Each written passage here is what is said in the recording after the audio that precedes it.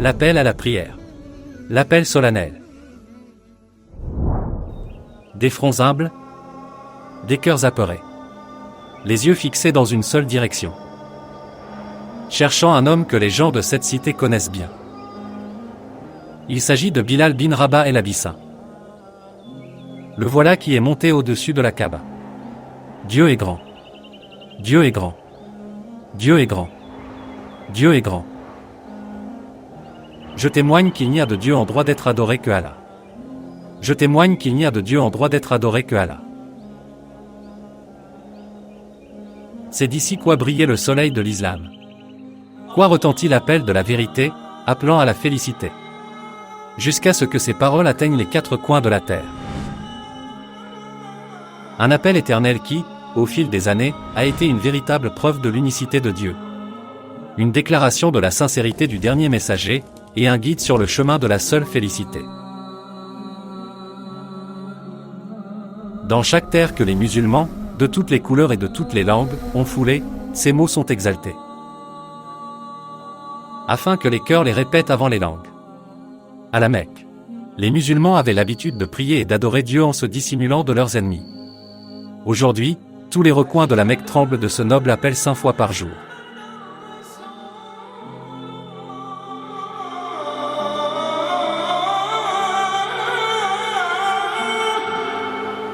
L'histoire de l'appel à la prière. Dieu a imposé à ses serviteurs musulmans 5 prières par jour. Et a fixé pour chaque prière un moment déterminé. La prière est le deuxième pilier de l'islam. S'y attacher, c'est s'attacher solidement à la foi. Parce qu'elle est répartie à différents moments de la journée. Il faut nécessairement un moyen d'informer les gens que son heure est arrivée afin de les rassembler pour l'accomplir dans les mosquées.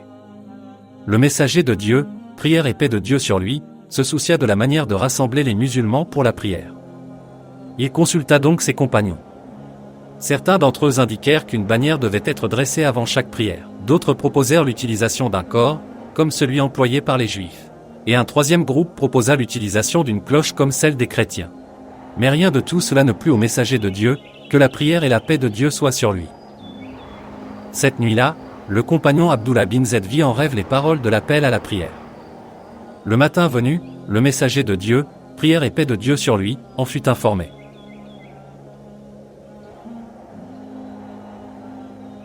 Il fut alors ordonné à Abdullah bin Zayd d'enseigner ces paroles à Bilal, car celui-ci avait la voix la plus forte.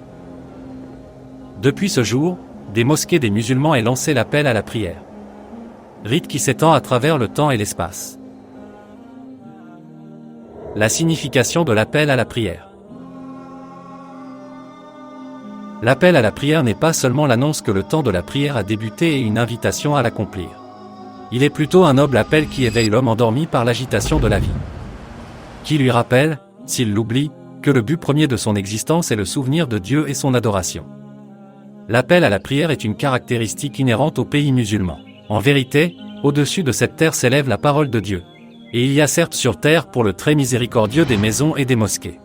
L'appel à la prière, malgré ces quelques mots, renferme toutes les significations de l'islam et le résumé de sa croyance.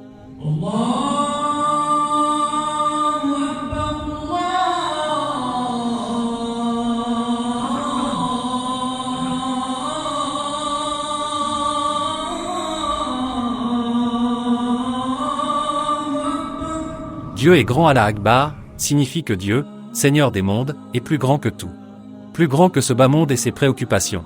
Que ces grands hommes et ces illustres personnages. Que ses plaisirs et ses charmes. Et que ses peurs et ses épreuves. Dieu est plus grand et plus important que tout ce qui t'occupe et te préoccupe. Comment donc les petites choses peuvent-elles te détourner de la réponse à l'appel du très grand, du transcendant?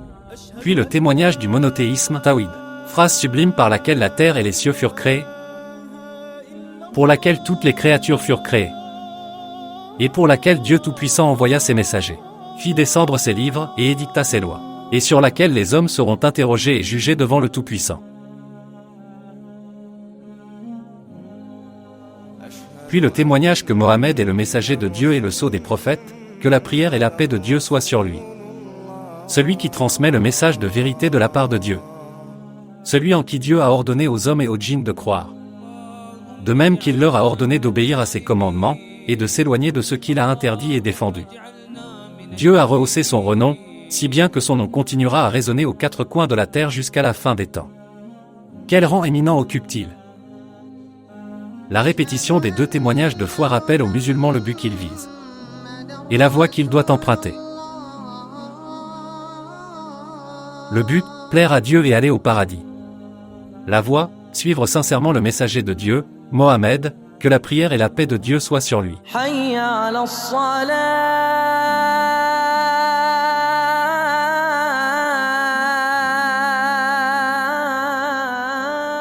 Puis le muezzin invite les musulmans à la prière, cette sublime adoration.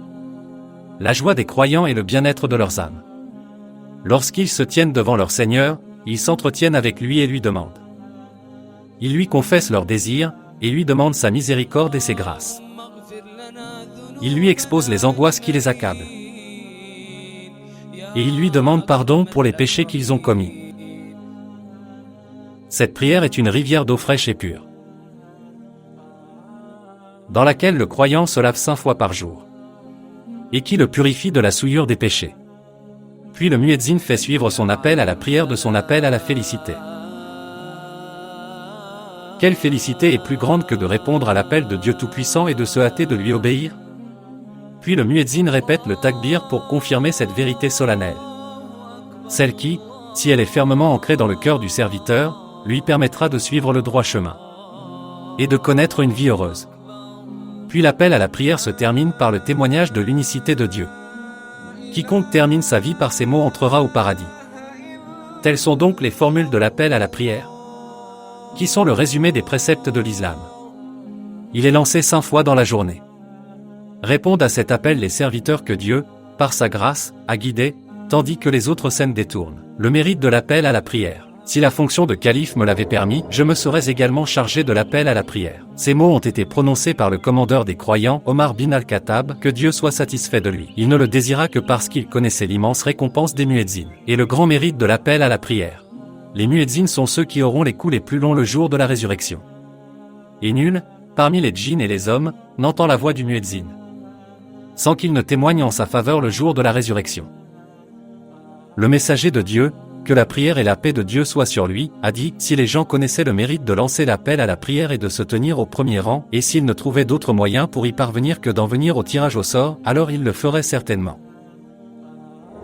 Courte vie.